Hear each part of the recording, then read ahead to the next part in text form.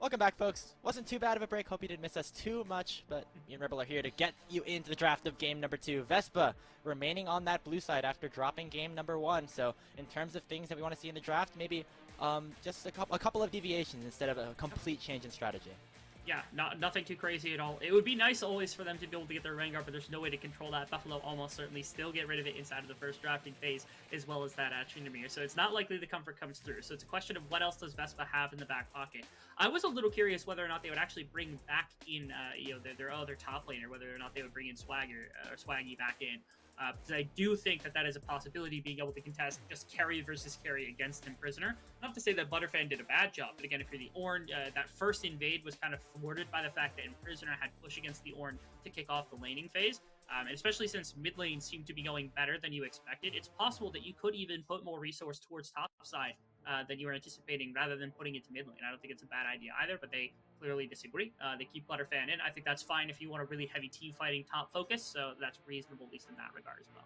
Right, and when you are blind picking an Ornn, you're basically allowing your opponent to get a sort of free lane for the most part. They get to pick whatever matchup they want, and they get to basically scale into the late game without much, stopping them, basically. And so Emprisonner on this Aatrox really was able to scale up pretty nicely, and you saw the team fighting that he was able to put out. So much healing with the World Ender and the Gore Drinker, ended up really taking over and honestly being maybe a better frontline than Butterfan on the Ornn in some of these cases. And so we'll see what Butterfan end up trying to pull out here. Maybe not going for as much of a blind pick, or at least maybe trying to stymie Emprisonner a little bit into this first ban phase.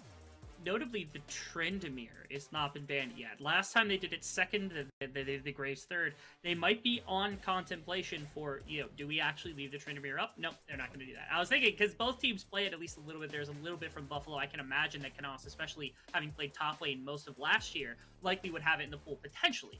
But obviously not the case. They don't want to take that chance either. Instead, it's just the Jinx going back into the hands of Blamed One, who had a very good game on it in the previous. Yep. Again, the team fighting really was there from Blamed One in that game. Of course, getting a bit of another easier lane here against the Senate. Tom Kench, was outraged a little bit, was able to get a lot of early pushing power, but instead it looks like Buffalo want to go a little bit more on the aggressive, had some early point and click CC with the Nautilus locking. This is where, oftentimes, Misfortune I like to bring up Misfortune as, another kind of early game powerhouse type champion that you play into a number of different type of people. Azaya typically fills this role, I think, a little bit better, but the Misfortune does very similar things. And so now you can go for Eclipse or Liandry's, depending on what the rest of your team composition looks like. If you want to play more AD, you could go a bit more magic damage focused. But either way, it fills the same kind of role of, okay, early game poke, you have a really good team fighting potential, you should have better wave control, unless you go for a really good support versus support matchup, where, Izumi, who actually, to me, was another standout performer in the laning phase for the side of VESPA as well, to try to take that. And here they've got Jinx Braum, which is good enough that, it feels like Buffalo has to be careful about the prospects of them going into, being played into by the Jinx and the Braum combination. It's not likely to net them solo kills the majority of the time, but it means that Buffalo can't necessarily just consistently over and over again look for blind hooks, look for plays on the bottom side. You have to be a bit more respectful. Yeah, I was going to say, if you do see the Nautilus early lock-in here for the side of Nyeong, maybe for Blamed One, getting a little bit more protection down on the bottom side, and so that Braum's going to do a whole lot. But Canos, back on his Corki, we saw how much damage he was able to put out in that late game, and so we'll see the star mid laner from Buffalo pull it out again, and, if they get to that late game stage, another thing to look out for. And now you ban out FutureSelf pretty much exclusively. You just ban champions that are going to be good or kind of lane canceling up against the Corki to force them into something else, which is interesting because now it's a question of, do you use 4 in a jungle sense like you did in the previous game, which I think is a mistake because you haven't seen the jungle matchup, and Derty might be the person you're actually playing for here, and ends up not being the solo lanes, but instead it's the jungle versus jungle matchup they're looking to exploit by attacking Goto, who is the person we are hyping as VESPA's kind of #1 opportunity inside of a series like this. Maybe Buffalo have identified that, and they say, okay, we'll save that counterpick, we'll counterpick your Ornn here on R4, which is why I like that VESPA is going for top lane bans. They're just trying to say, okay, we're not going to give you anything that's going to be pure lane dominant, and Prisoner is going to be able to counterpick here on R4 no matter what, so let's just get rid of the stuff that we don't like, and then, you get your pick pretty much no matter what. Now it's just about picking what's going to be good for your jungle position, that's going to be blanket enough that Derty can't find a really mean counter. Yeah, and Aatrox and Darius make a whole lot of sense. Top 2 champions in Imprisoner's pool, and both very good into the Ornn. So another matchup that they'll have to go for, and it will be Imprisoner's Sett. So a pick that also has a lot of frontline, also is able to get that sort of free laning phase against the Ornn, and also has a big team fighting potential later on. I think it's mostly for the laning phase. You run the fear that, like, with a Jinx, you're not going to be able to accomplish that much. But now, I mean, with a jump in coming from Volibear, you do have a bit of disengage, from the Sett, which is kind of nice. So, to me, it is one of the strongest junglers that still exists. It's one of the most blanket junglers that exists within this meta. I was waiting for this last game. I actually was kind of hoping for it because the Veigar had been banned out, and they're kind of posturing for whether the Azir was going to get picked, whether FutureSelf actually goes for it. It would give them a lot of range and give them a lot of ways to try to deny anyone engaging on their territory. So here, to me, trying to pick out something that's going to be really good into this composition might be difficult because you want a lot of range. Lillia would make a lot of sense, but now you have to play it into a Volibear, which is a lot more strength in the early game than what happened last time, even if with a Kha'Zix as a direct counter. It feels like the Volibear is a lot harder to just kind of like abuse as the Lillia to kick things off with. Yeah, and that's sort of the trade-off that, GoTo is going to opt into for this situation. On the Volibear versus the Kha'Zix, Kha'Zix has a lot more scaling and potential to one-shot people down the line, whereas GoTo has more agency now on this Volibear pick to make early ganks, even though maybe the scaling isn't really there as much, which is fine for VESPA. They have the Ornn, they have the Azir, they have the Jinx. Even the Braum will be so valuable in terms of just supporting the team later on into the game. And so if you are GoTo, just trying to get some of these lanes ahead will be really good for VESPA if they want to take this game. There are some very mean situations that can play on both sides of the fight here. Like, Derty's ultimate combined with Misfortune ultimate means that it doesn't get canceled because it's damage over time, which means they don't wake up, which is feels pretty bad when you slept in this case. But it's a very well-rounded, very, very frontline-oriented composition from VESPA, where it's like there's two threats. This is like older school League of Legends, where it's like you got 3 frontliners and you got 1 carry or something like that behind it, and that's all you got. Because you got Azir, which is a bit of a presence. We get our classic Corki Azir. I never thought I'd say that about a collegiate Braves, but we get Corki Azir infringing upon us. Yeah, we always love that one. And it's much more focused again towards the later stage of the game. This time, it's again a lot about lane canceling from like the Ornn and from the Braum being able to neutralize the side lanes as much as they can. My one problem is, again, who are you ganking for? This time you do have Ornn, who's got a lot of CC. You do have, of course, the Braum on the other side that's got a lot of CC to set up for your Volibear to be able to take advantage of. But the early game kind of advantage that you take with that, you're playing into the Lillia once more, which went poorly for you in the last game. Although I do think it's better setup for VESPA. I think VESPA actually looks quite a bit stronger to start the game off to try to set up for Blamed One to full carry them for FutureSelf to do a bunch of damage. Which is interesting because, you still have the Ornn on the top side. You actually have less engaged down bottom with Izumi on the Braum versus the Nautilus. The only difference really is GoTo in the jungle. He's able to probably get a lot better ganks off. You have decent setup in all 3 of your lanes. You have at least slows on all sides. And so if you are GoTo, it will be really crucial to path creatively. Maybe not as creatively as game 1, but at least get yourself into a situation where you can get these laners ahead and start to snowball these main carries that are going to carry you down the line after we get towards that later half of the game. And I do think that Buffalo now is a lot more focused around Canos than they were in the previous game. The Misfortune doesn't tend to be like this super hard late game powerhouse for bringing down frontliners. The Corki is going to have to take a bit more of that mantle. The Lillia is going to have to take that mantle as well with percentage health damage. Buffalo, to me, like, they've got a bit of frontline. They've got a bit of engage. Like, Sett isn't a perfect example of it, but they do have, like, still the Lilting Lullaby. They've got a Nautilus in their back pocket as well. But Buffalo, I think, actually have the much harder composition to work in a game like this because you don't have this big frontline. You don't have a bunch of engage buttons to work with that are really instantaneous, like an Ornn ultimate or even just like a flash Q coming in, flash ultimate coming in from a Volibear.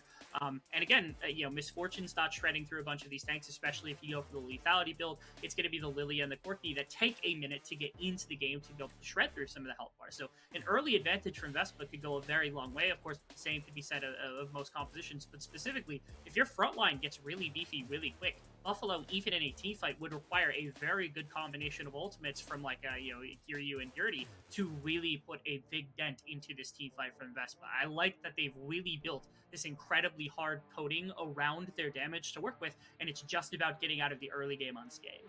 Yeah, and I think, for Buffalo, they set up a similar composition to Game 1 where they have a lot of poke, they have the Lillia, of course, Canos on the Corki obviously is going to require a lot of, backline damage from very, very far away. But I think that VESPA might have a little bit better tools to deal with some of the range that they have. And that's kind of the adjustments that we saw, the adaptation from this VESPA team from game number 1. Specifically, Izumi on the Braum, which can block out so much of this long range, can deny a decent amount of this poke. And that's what we're going to have to keep our eyes in as we get towards some of these later stages of the game where Buffalo really were able to take control with their range. Yeah, and Buffalo's got good ultimate combinations. I think early game there's a lot of potential counterplay as well. Where like top lane you've got the Sett into the Ornn, which is a matchup that I've seen picked a number of times for the Sett specifically as the counter pick, at least for the laning phase specifically. So maybe they want to enable Emprisonner a little bit more than in the last game where it felt like the Aatrox was pretty silent until you got into the team fighting phase. Maybe that's where Derty wants to start striking quickly, make sure the Ornn is a bit more on the back foot than the previous game. And you can always try to play around the misfortune and the Nautilus because again, your ultimate combination as well as being able to abuse the Jinx really does put a hamper on the damage that comes out from Vespa. So there are options. I don't think it's easy enough to gank the Azir in the mid lane without some kind of miracle like a seed or something like that coming out from the Lillia. There's not a lot of CC to work with between yourself and Corki, even though you've got damage. So in my opinion, you're not really looking at mid lane, you're looking at your side lanes here. We'll see where the targets end up going. Again, as we emphasized during the draft, the early game, the jungle pathing is going to be so crucial in determining who will get ahead and who will eventually secure this win. And it is backs against the wall for Vespa. You know, they only played one game, but if they drop this game, they are out of the top 32. And for Buffalo, trying to, you know, get back to the spot that they were in last year, retaining 3 of their players that went to that top 8, but, you know, arguably upgrading some of their positions as well. They are really looking to, you know, continue to go forward in this bracket. And, you know, even though there is the matchup against Maryville potentially down the line in that round of 16, you know, don't want to say anything yet, but Maryville looking pretty strong on the other stream right now. Yeah, you know, Buffalo, they want to get off on the right foot, at least get to that matchup to show what they're worth. Yeah, listen, this is the one problem with this series is that the winner gets to go up against the projected #1 team in the tournament, which is always difficult. Not to say that it's unbeatable for anybody, but obviously this is like the last possible team you'd like to play against. So Vespa really wanted to compete right here and right now because next round is going to be tough pretty much no matter the situation.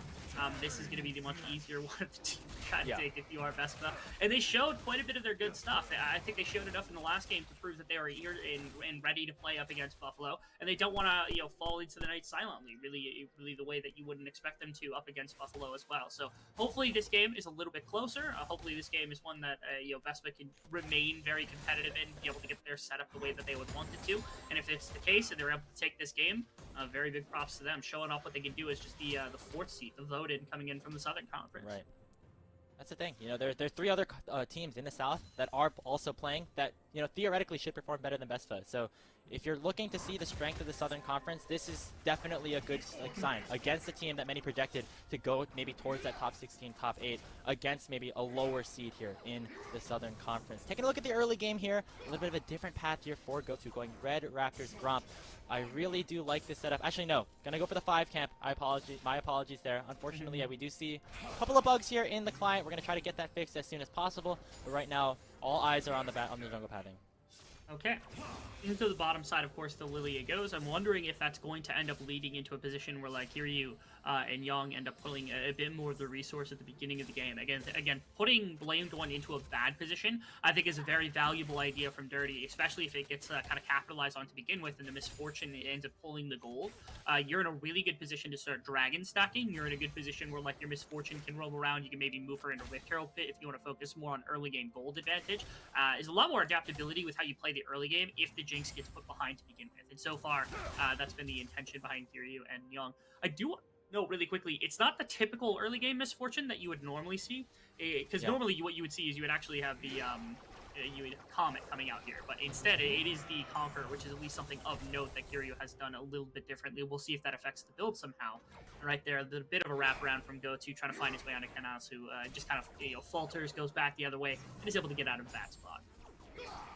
Yeah, I think for the side of this bot side, what we were talking about with Kyriu, with the Conqueror, it's hard to tell what you want to go for in terms of itemization right now. You know, you might see things like that Gale Force or Kraken Slayer, or like that lethality that you were talking about still. So just have to wait and see. But who might not have to wait is, you know, Emprisonner up on this top side. See GoTo making his way up here into the Tri-Brush. Just gonna go for the reset, make sure the wave gets crashed in. Now, it's interesting because, again, my idea was that there's a possibility that Derty goes to play for one of the side lanes, and here it is Vespa who's been playing towards their own top side of the map as much as possible. FutureSelf getting a little bit of attention on the Canas, and then also now Emprisonner getting a little bit of attention from GoTo.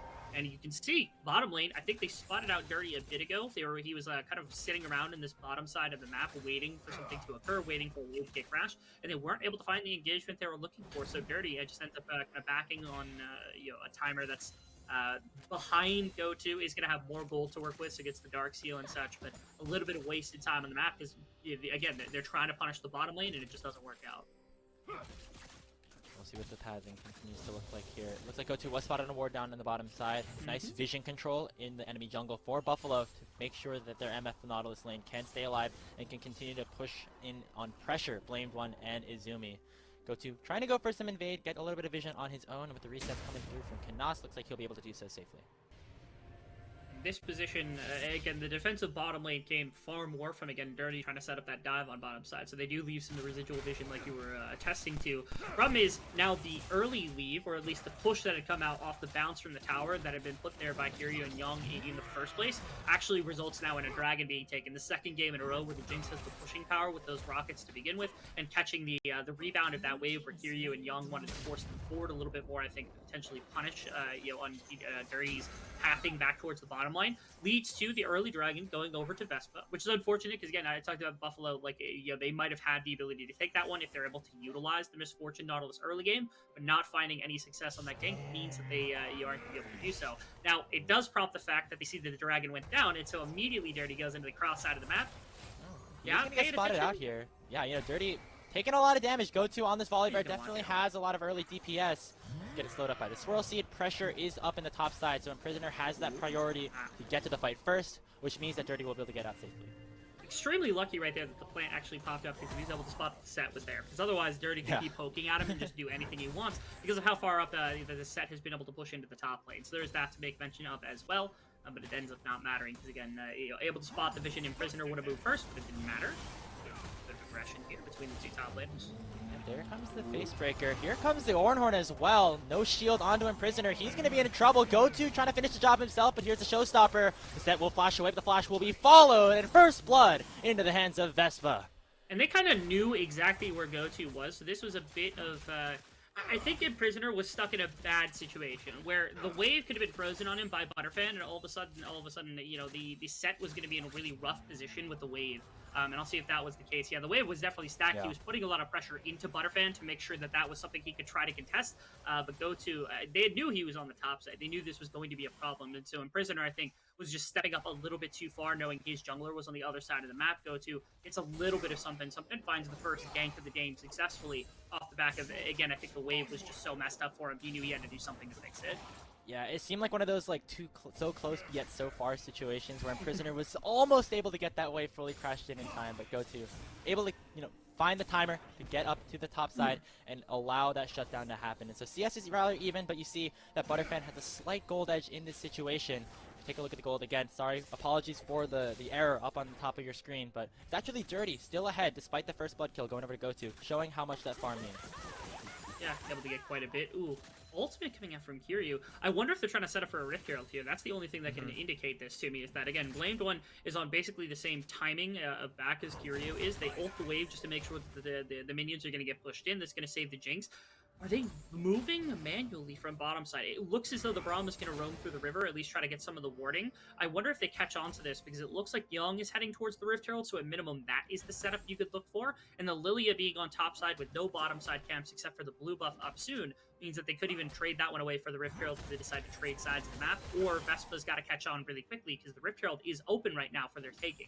Right, you saw a lot of pings from that red side around a lot of the members that VESPA has down bottom. They know that they are not in a position to maybe contest around this Rift Herald, and while Kyriu did end up going back down to the bottom lane, you still see Nyeong going for the roams, and you now have Derty going for an invade onto the blue side quadrant. So it's going to be a little bit of vertical jungling on the second rotation of the big buffs, which means, and it really shows where both of these teams want to put some of their pressure as we get into the 9-minute mark of this game. Yeah, and it does lead to Kyriu now, I think, being shoved off the tower. It opens up potentially for the Jinx to take some tower plates. Not ideal for Buffalo, because, again, this is one of those members that's going to be incredibly valuable for your late game. Nyeong, I think, does shift back down to the bot lane properly. They aren't going to be able to do much even with the 2. They have a bit more agency now, especially with the level 6 from Kyriu. The ultimate's not quite up yet. Here's go. Gotta be so careful. Stormbringer will be flashed away from, but now Nyeong's in a bad spot. Gonna be using that flash as well. The Winter's Bite will come through. Nyeong will get stunned up. Might be enough to secure the kill. There's the Glacial Fissure. The rocket from Blamed One finishes the job. And I have to assume that they knew this was happening. They were playing very defensively there for a minute. They didn't see the Volibear, and I think they just they kind of lost track of the fact that they needed to stay out of that play altogether, because the same thing was happening for them on the other side, right? Like the orange wave was stacking against him. They're looking for the Rift Herald. They knew those things were going to happen. But here, giving up 3 plates and a kill now to the Jinx is way more than valuable, for the side of VESPA. They are perfectly fine taking that trade. And Kyriu's back up! Yeah, he's still under the tower, and GoTo was just doing the gromp. He has all the time in the world to go for this kill. The Sky Splitter will secure the blow, and Blamed One now officially online in this game. It's 3-0 VESPA despite the Rift Herald going down. And now, that's going to be a 4th tower plate take as well. So Blade One picks up a kill, and assist, and 4 tower plates on this Jinx in exchange for just the Rift Herald on the other side. They can't even make a play happen into Butterfan because he's on this Ornn, and they're really, really scared of the fact that the Ornn's going to be able to tank whatever it is they're going to be able to work with. And that means that all you've got is Derty having at least 1 full clear, basically, of minions over top of GoTo. And the Rift Herald in the back pocket to salvage this a little bit. This was the initial play. Kyriu, on his own, knew that this was the case, but they approached because they were like, okay, we have Nyeong. Not level 6 Nautilus, though. If they have level 6 Nautilus, it's one thing, right? But he's level 4, level 5 now, of course. But after having roamed to try to help set up this Rift Herald, they knew that was going to be the case. And they can't really turn. They don't have ultimate with bullet time, so they don't really have ways to aggress. Even if they did, the shield is there from Braum. So, like, Kyriu knew not to do that, right? Like they understood that that was a rough position, and they probably shouldn't have been there in the first place.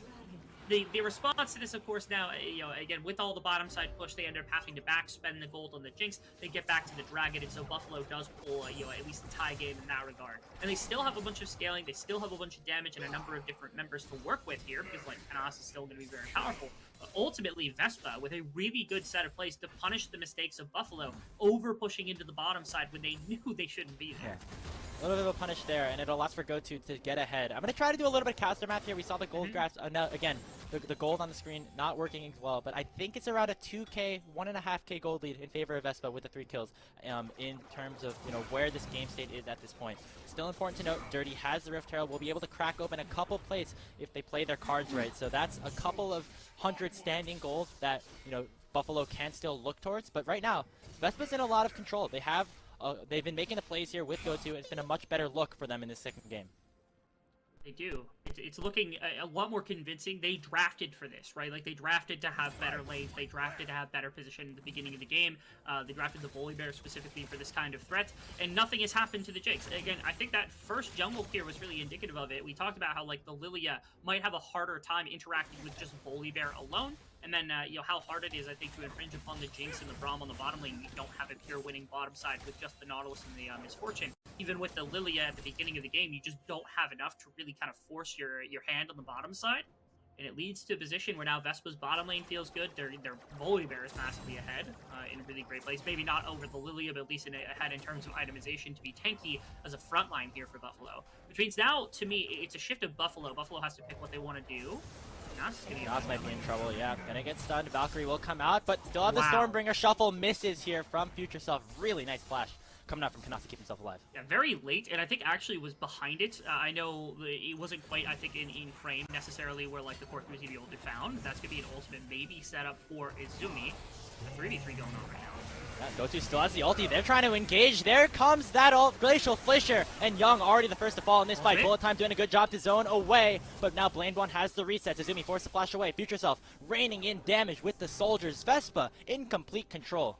A lot of really solid zoning control that's coming out from the champions of VESPA. The Azir did a good job right there, and of course, Kyriu, like you said, with the bullet time, kind of bought enough of it right there. This was Canas in the mid lane being able to make this happen. I actually want to see whether the ultimate or the flash was necessary, because it looked like it wasn't. Oh, yeah, no, I think it would have caught him at the very end there. So Canas, right before the soldiers end up spawning, he's able to flash through it, which is quite nice. And they moved down because they catch the Braum on a ward, but again, they're down in levels, and they're down in some early game because it's it's Braum, it's Volibear. They're very strong early game champions. And Kyriu took too much damage from Blamed One as well with a ward over top of the wall. And it meant that he couldn't really step up into the fight either. So then you can watch FutureSelf as well. You wanted to step up if you're Derty to continue to punish, to try to step back into GoTo and maybe into the Braum as well. You just can't do that. Azir instead gets that, and it looks like first tower was kind of taken in the midst of everything else off the back of that bottom side play going awry for Buffalo. And again, it means Jinx, another kill in the back pocket, an entire first tower in the back pocket. feeling great about the team fight setup that Vespa's got for this game. Most of the advantage here for VESPA right now is in their bottom lane. We see Blamed One with about a 2k advantage, which is very huge over Kyriu so far. Really quickly, want to just shout out FutureSelf for going for that interaction, standing under the turret with the depth charge in tow to make sure they doesn't get locked in by that Swirl Seed. Will end up dodging away from that one. So keeping himself alive, just burning that one ultimate out of the Nautilus. And that's kind of where VESPA is at this point. They have good scaling. You know, GoTo, again, has done his job in terms of just getting this Jinx ahead. Now, just the question is, can they, match up against the team fighting that we saw work wonders here for Buffalo in game number 1? Again, I think their setup for team fights is a lot better. They've got a lot better front line. They've been able to rely in a couple of positions. Now the range is there for Blamed One. The only person who can turn this game on its head, in my mind, is, again, the ultimate combination from the Lillia. The lilting lullaby with the bullet time can always change a game completely, especially if Braum's not around. But to me, the one player you're looking at is Canas. We highlighted this as being one of the highlight players for this entire Buffalo roster, being a veteran from last year, swapping from top lane back into mid lane. The comfort is going to be there all the time. And now having the ability with these rockets maybe to contest the positioning of the Jinx, contest the positioning of FutureSelf, to follow up some of the frontline engagement they've got. This is really the one way I foresee them throwing a bunch into Vespa, being able to kind of generate some kind of advantage eventually, is the ability for Canas to drop rockets and put damage into the backline, prevent them from stepping up as much as they would like to. Yeah, the thing is, it's going to take a little bit of time for him to get there. Canas not accelerated as much as he was in game number 1, so, just sitting at that mana immune right now, not even upgraded to that Muramana, and will likely go for the base here for that Lost Chapter pickup, but just in terms of itemization, you definitely need, at least, 2.5, 3 items to start to really deal in the poke as this Corki, and so, right now, this is Vespa's opportunity to try to continue to push their leads, allow Blame One to continue to snowball here, now at 2 completed items, and just continue to make plays around him and around the rest of the map. Mid lane, the target here as he gets pushed in with the Dragon Spawn. See, the Rift Herald was their priority, trying to get some gold salvage back, trying to pick down a tower somewhere on this map. And it's going to be a second drive given over to Vespa. I will give props to Buffalo because, again, by 16 minutes, only being down the one dragon, only having 10 minutes potentially until that comes through, you do still have a little bit of time. If you had given up third dragon by this point, this is a lot harder a game to play out if you're Buffalo. Because, again, you put on a 5-minute timer, all of a sudden, you have to figure out how strong can Corki be in 5 minutes, right? Do we get him to Ludens? Do we get him to Void Stat? How far are we able to get this Corki in? It feels like you have to play so much more aggressively and look for fights you don't want to take just to arbitrarily put gold into the Corki. With 10 minutes, especially if they get another dragon and extend it to 15, you have a much better position for the Corki to be in to try to scale up and be this pressure to the back line. Because, again, once the Ludens is done, you're feeling good. Sword Shoes is another really big one once they're on 2.5 items. I think that's great. GoTo going aggressive here, going with the Stormbringer forward, and that is just Nyeong instantly going down. Ornn trying to pop up, but will not land onto very many people. Emperor's Divide up on the top side utilized, and it will be a decent amount of range gathered by FutureSelf. He might be able to actually survive. Doesn't have the flash just yet, and will try to dodge away from the Swirl. See the Eep also away, and now Derty's taking a couple of tower shots. Finally, Emprisonner will be able to go forward with that flash to secure the kill, and it will be Derty getting around rather safely. I don't think Izumi can do much about it. Not too much. That's the first kill coming through. That was just a teleport. It wasn't a back, so that doesn't end up being even close to canceled right there. As they find their first strike elsewhere. Underneath the mid tower was a big play as well. They burnt so much trying to get onto Kyriu, and they were able to eventually get something, but it felt like a lot here, actually, that was expended, because he used the Volibear ultimate, used a bunch of the other ultimates as well.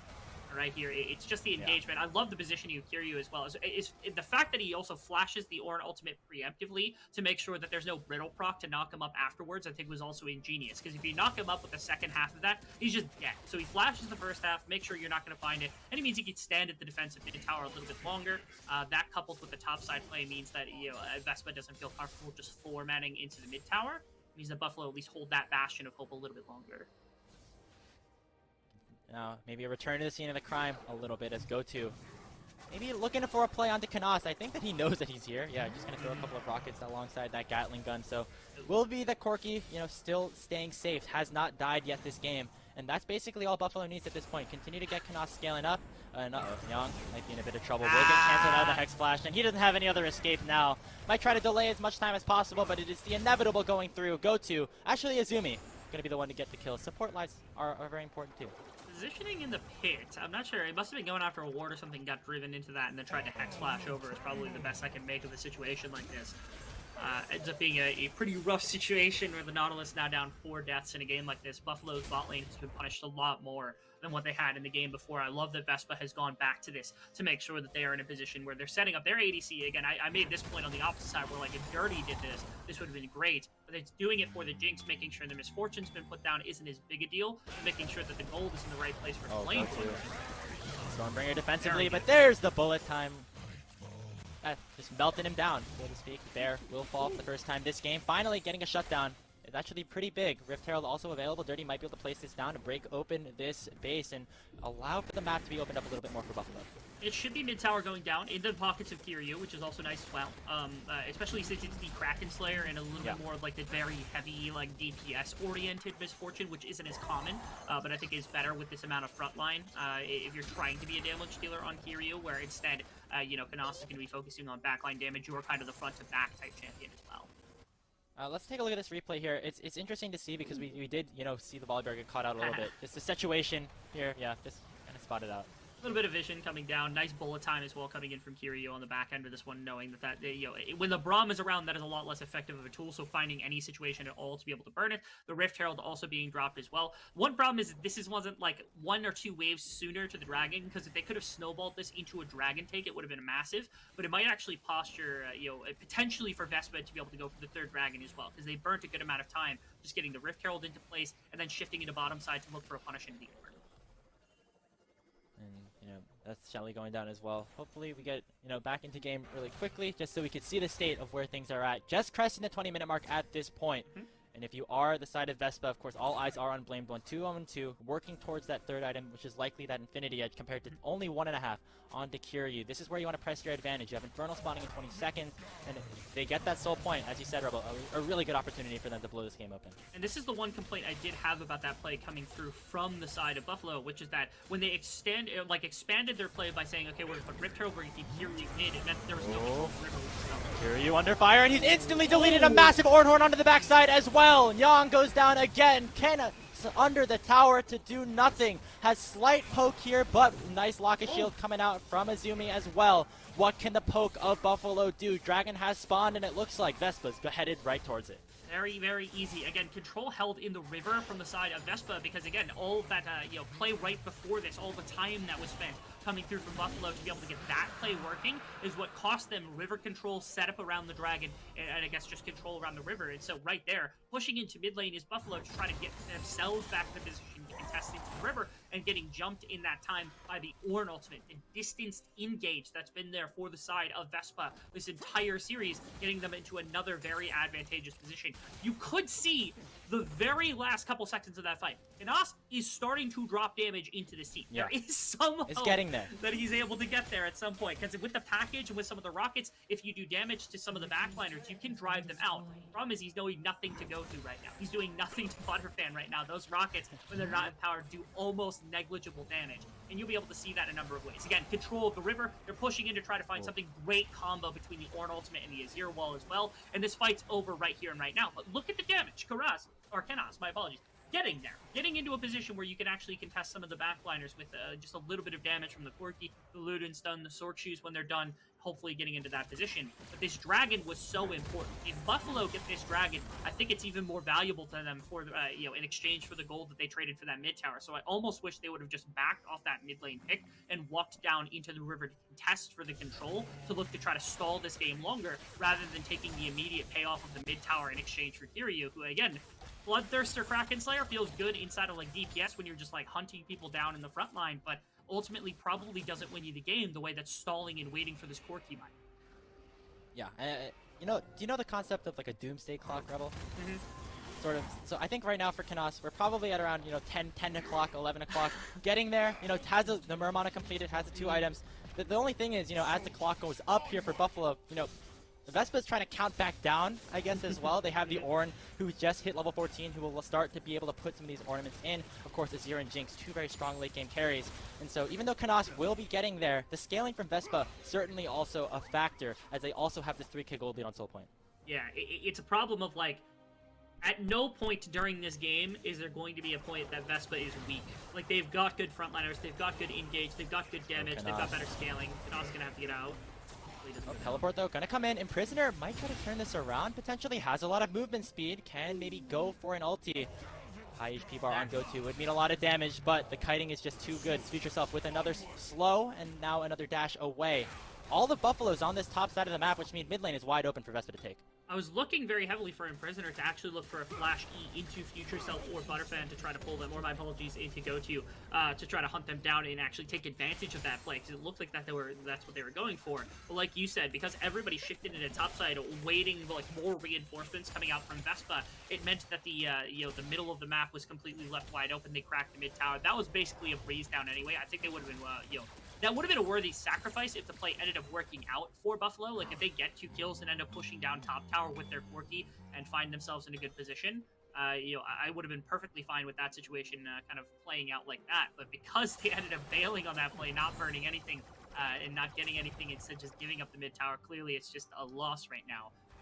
I'm also a little bit disgruntled with Canas, because you're going for more wave clear with the Ravenous Hydra, which is normally a good idea, but I feel like you really just need pen right now, like as much pen as you can get to put into the backline. So it is damage, like the flat AD is going to be good for like scaling your rockets, but Sword Shoes to me should be more of a priority here, to make sure that you've got that penetration to put damage into Blade Golden when the time comes.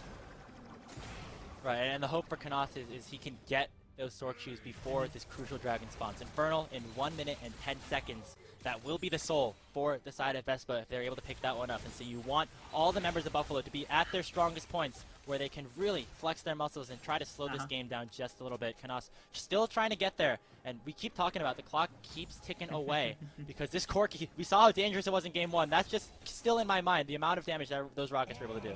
There's an interesting mind game that I think Vespa's going to try to play here, which is Baron versus Dragon. If they push in for Dragon is there, they could walk over to Baron, take it with their very consistent damage from the Jinx and the Azir, and walk out happy, because they can start forcing on these kind of inner structures, forcing on the inhibitors, and if you try to say anything about it, you just look to get engaged on by the Ornn. If you put all 5 versus your all 5, they just win at this point in the game.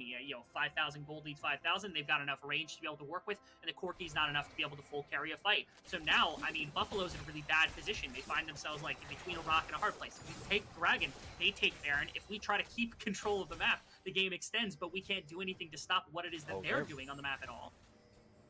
So we did see Blame One go for a reset, which was basically what caused Buffalo to allow that pressure in the mid lane. And this is what you were talking about, Rebel. The damage of the high DPS of this VESPA team is here. They're happy to trade this. Dragon for Baron is definitely a worthy sacrifice, and I think Buffalo knows this, but it just burns down so low. Unless a miracle rocket came through from Canas, it is certainly the Baron falling. It will be secured by GoTo, and now Nyeong is in a whole lot of trouble. He will be the one to go down first, and now watch the resets of Blame One. Ornn will go wide, and so it will just be the rest of Buffalo escaping, but Baron into the hands of VESPA.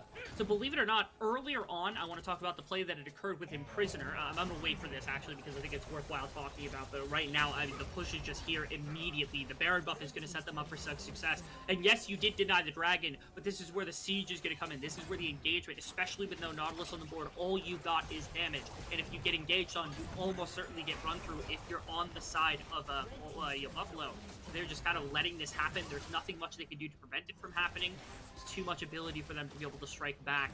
As you can see, the base is just kind of crumbling around them. They're not able to stop FutureSelf. They're just trying to hold mid tower right now. You hear of the 2-3 zone in basketball. That's kind of what Vespa's doing right now. They have FutureSelf and GoTo up on the top side, taking that inhibitor, while the rest of the team sieges in the mid lane. FutureSelf might have to be a little bit careful, though. Backs did come through from GoTo. Nyeong looking for a potential engage, but look at that 7 level gap at this point. FutureSelf 17 compared to 10 on Nyeong, showing the amount of experience and the amount of power that this Vespa team has at this point. And I want to take this back really, really far, because there was a play that occurred that kind of cost this whole situation, which is Emprisonner having to teleport to defend Canas on top tower.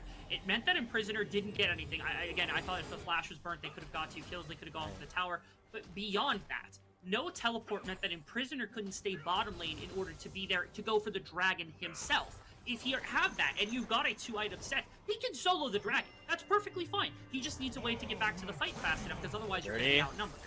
In a little bit of trouble. Has a lilting lullaby to maybe proc here. And Prisoner in the area as well, but GoTo really wants to dance. Forcing that flash out of the Lillia. And just another crucial summon is burned. No lilting lullaby potentially used, but the chance to go in for the engage is a little bit harder now if you are Buffalo. standing a lot further back, a lot harder of a game to really play aggressively on the Lillia when you've got 3 frontliners that are able to do this. And to come back to what I was just talking about, again, the fact that they didn't have Emprisonner with the ability to teleport, it meant that they kept Derty there because it was the choice between Derty doing it, having a faster take with the smite, and Canis doing it with like the TP, but he wouldn't have been there on the initial engagement to start with, so it would have led to potentially the turn off of the Baron coming out and a fight loss going to the side, which would have almost been an exit on the spot. So they made the best of the bad situation. The thing is, if they don't make that defensive topside, if Emprisonner holds the TP and he's able to teleport in, it's a lot harder for VESPA to posture for that Baron and take that one away in the fashion that they did, where they just kind of stole it out from underneath the Buffalo. Oh, Derty taking so low. I mean, it's just a snowball that rolls, right? I mean, one play from 5 minutes ago just turns into this. A 7,000 gold lead here for VESPA, looking to even this series up at the 30-minute mark. Baron buff still on to VESPA. They have it for another couple of seconds or so.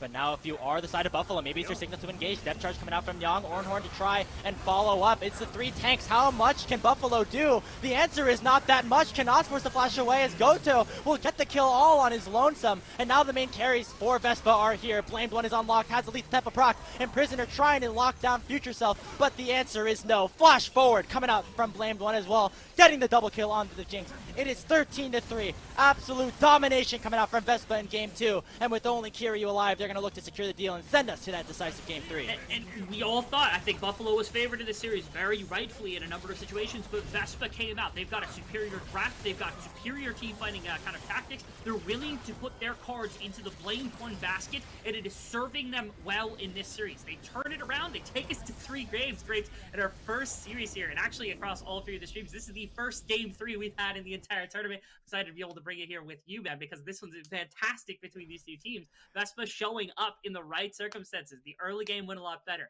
Their team fighting looks a lot better. They can rely on their damage carries to do what they need to do. It's Buffalo that's got to come up with a response. It's Buffalo that's got to change up the plan to do something new, because it seems like VESPA kind of read them from game 1.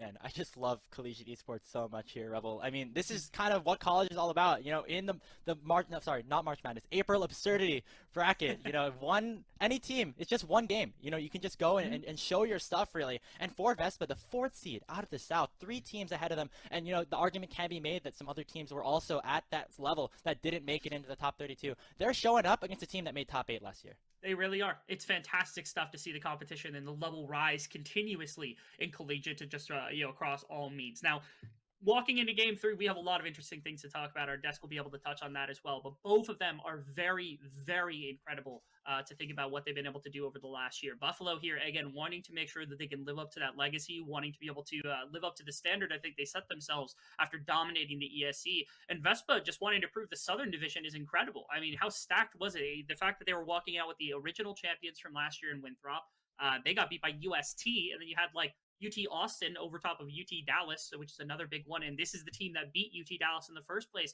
Wanting to prove that depth really is there in the Southern Conference. Wanting to prove that an organization like this that doesn't have a bunch of scholarships, doesn't have that many resources necessarily available to them, are able to put together a coaching staff that really helps these players, are able to put together game plans to beat some of the best of the best. Yeah, I mean, that's the question. Will the South prevail? Will depth be the name of the game? Head into game 3, it's winner take all. Let's see what Dylan and the desk have to say about this.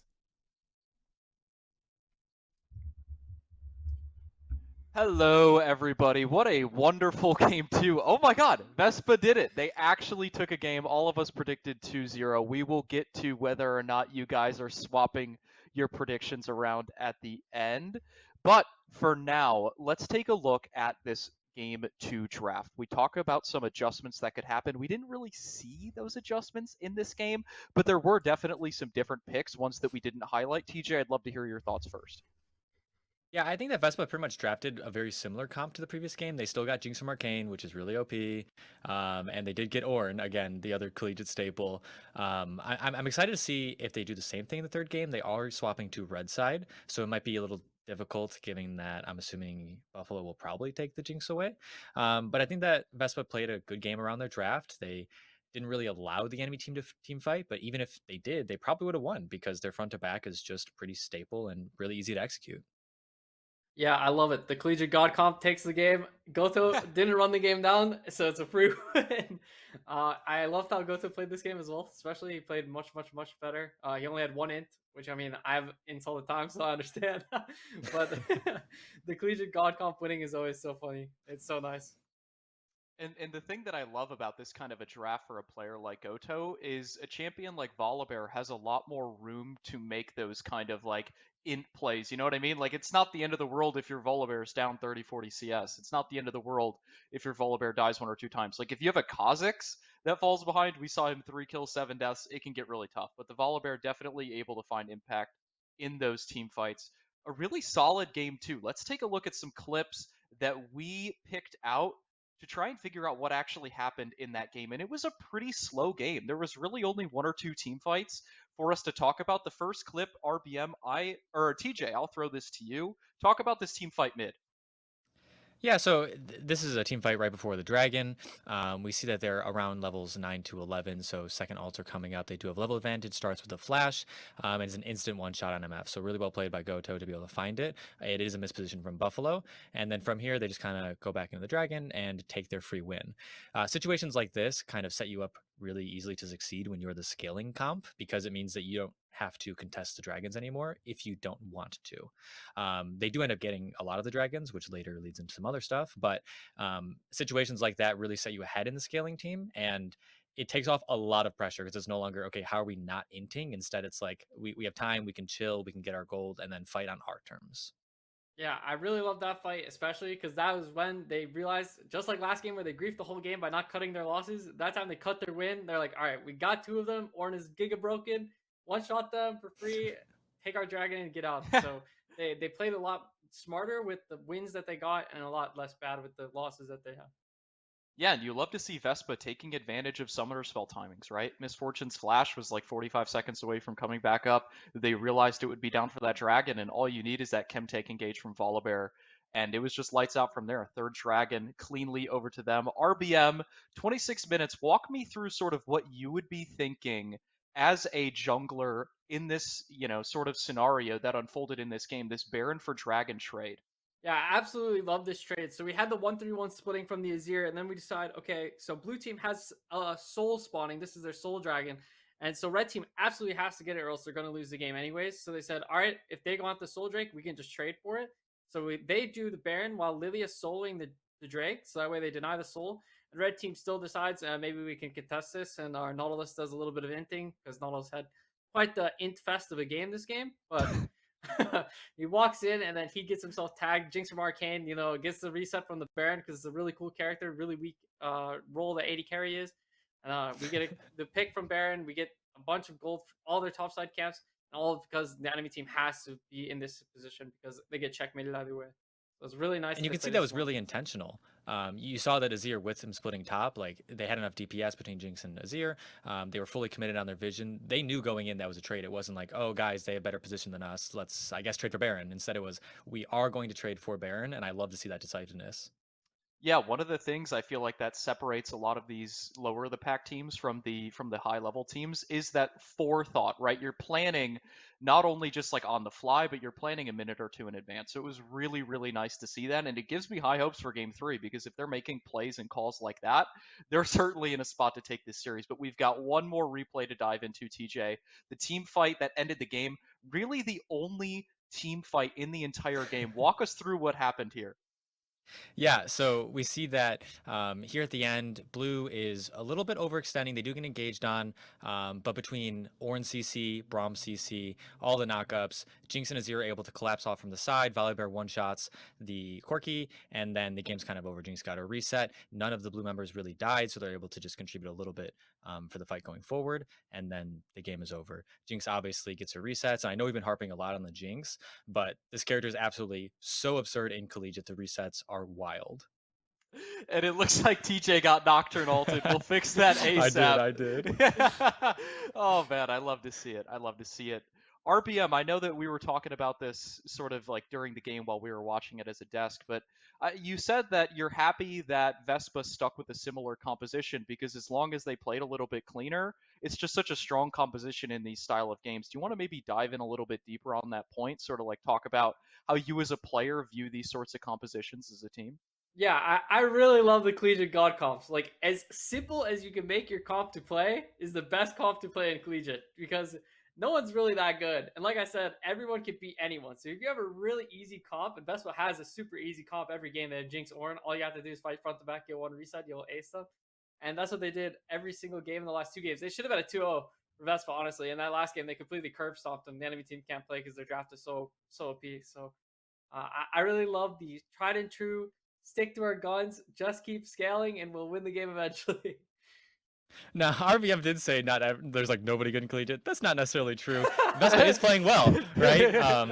I do love ragging on players as well, but Vespa is seriously playing well. Like they've been overperforming, or maybe not overperforming, but they've definitely exceeded expectations. And so I'm really happy to see them coming out swinging and not just conceding. I see that my screenshot is now on the plays here. I appreciate it, Mr. You're Producer. pretty good at talking without moving your mouth, bro. You're like a puppet. I should go into ventriloquy. All right, guys, that's enough fun for us on the desk. We have to kick it over to Rebel and Grapes to take us through this game 3, the final game between Vespa and UBuffalo. Let's see who takes it.